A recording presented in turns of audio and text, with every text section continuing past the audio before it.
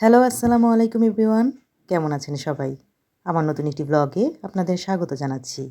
আজকে আমি আপনাদের তৈরি করে দেখাবো অত্যন্ত সুস্বাদু মজাদার ইউনিক একটি রেসিপি মটরশুঁটির ছোলা দিয়ে পাকোড়া তৈরি। অনেকে তো ভর্তা ভাজি অনেকভাবেই খেয়েছেন। পাকোড়া দিয়ে কখনো কি খেয়ে দেখেছেন কেমন লাগে? পাকোড়া তৈরি করলাম। কিভাবে তৈরি করলাম? পুরো রেসিপিটি এখন আপনাদেরকে দেখিয়ে দিচ্ছি। আশা করি রেসিপিটি আপনাদের ভালো লাগবে এবং আপনারা তৈরি করে খাবেন। তো চলুন শুরু করা যাক আজকের রেসিপি। এখানে আমি নিয়ে নিলাম 1 কেজি পরিমাণে মটরশুঁটি। মটরশুঁটি থেকে এখন আমি মটরগুলো ছাড়িয়ে খোসাগুলো নিয়ে নিচ্ছি।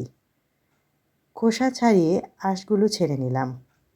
এখন আমি এই মটরশুঁটির খোসাকেই ভালোভাবে ধুয়ে পরিষ্কার করে মাখা মাখা পানি দিয়ে চুলাতে সিদ্ধ করে নেব। আজকে মটরশুঁটি দিয়ে কোনো কিছু করব না। চুলাতে মিডিয়াম আঁচে আমি প্রায় 5-10 মিনিটের মতো সিদ্ধ করে নিয়েছি। সিদ্ধ করে চুলা থেকে নামিয়ে যখন ঠান্ডা হয়ে এসেছে এই পর্যায়ে এখন আমি এগুলোকে ব্লেন্ডারে দিয়ে ব্লেন্ড করে নেব। মিহি একটি পেস্ট তৈরি করে নেব। মিহি পেস্ট তৈরি করার পর দেখতেই পাচ্ছেন কতটা সুন্দর হয়েছে। এখন এগুলোকে আমি ছেঁকে নিব, কেননা এগুলোতে অনেক আঁশ আছে। এই যে দেখতেই পাচ্ছেন অনেকগুলো আঁশের মতো দেখা যাচ্ছে। তাই আমি এগুলোকে একটি ছাঁকনিতে বা চালনিতে দিয়ে ভালোভাবে ছেঁকে নিচ্ছি।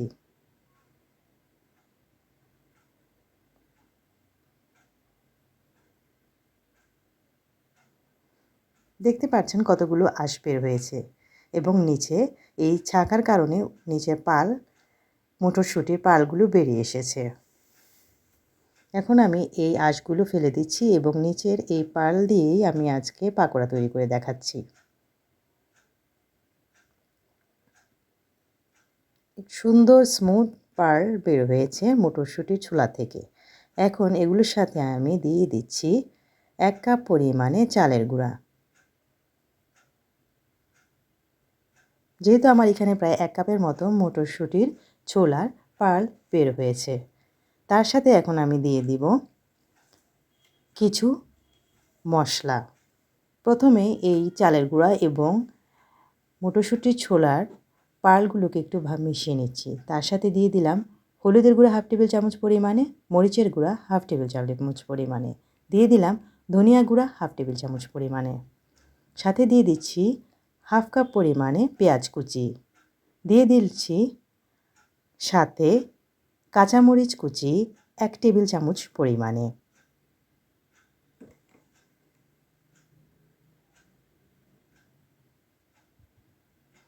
দিয়ে দিচ্ছি ময়দা 2 টেবিল চামচ পরিমাণে।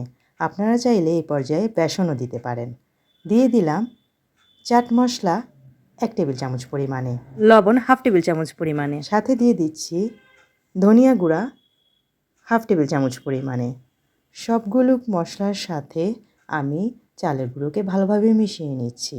এ পর্যায়ে আমি দিয়ে দিচ্ছি শুকনা মরিচ, মৌরি এবং জিরা তেলে গুঁড়ো করে। সবগুলো উপকরণকে আমি ভালোভাবে মিশিয়ে নিচ্ছি ভালোভাবে। আমার মনে হয়েছে এখানে আরও 1 টেবিল চামচ পরিমাণে ময়দা গুঁড়া দেওয়া উচিত, তাই আমি ময়দা দিয়ে দিয়েছি। ভালোভাবে মেখে একটা সুন্দরভাবে ব্যাটার তৈরি করে নিলাম। এখন আমি এগুলোকে চুলাতে তেলে ভেজে নিচ্ছি। চুলাতে একটি পাত্রে আমি দিয়ে দিলাম সয়াবিন তেল। মিডিয়াম আঁচে এখন আমি পাকোড়াগুলো ভেজে নিব। তেলগুলো গরম হয়ে আসলে এই পর্যায়ে আমি পাকোড়ার শেপ দিয়ে সুন্দর করে একটার পর একটা দিয়ে দিয়েছি। 5-7 মিনিটের মতো আমি ভেজে নিব।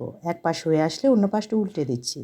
আমি পাকোড়াগুলোকে মুচমুচে শেপ করে ভেজে নিব। দেখতেই পাচ্ছেন কি সুন্দর একটি সবুজ আভা কালার এসেছে পাকোড়াগুলোর মধ্যে।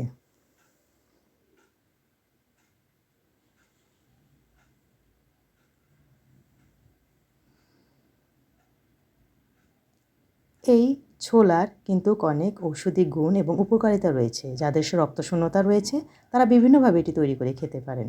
উপকারী এই জিনিসটি কেন ফেলবেন বলুন তো?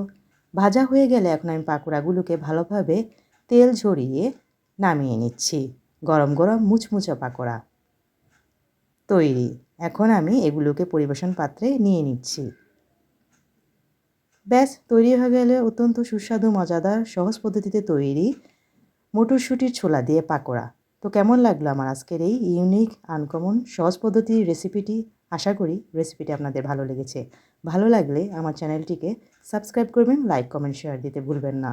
পরবর্তীতে হাজির হব এরকম আরও নতুন নতুন ইউনিক মজাদার সুস্বাদু রেসিপি নিয়ে। সে পর্যন্ত সকলেই ভালো থাকবেন। আমি এই পাকোড়াগুলোকে তৈরি করে নিয়েছি সহজ পদ্ধতিতে। একটি ভেঙে দেখাচ্ছি আপনাদেরকে, দেখতে কেমন হয়েছে। আপনারা অবশ্যই বাসায় তৈরি করে খেয়ে দেখবেন। আশা করি আপনাদেরও ভালো লাগবে।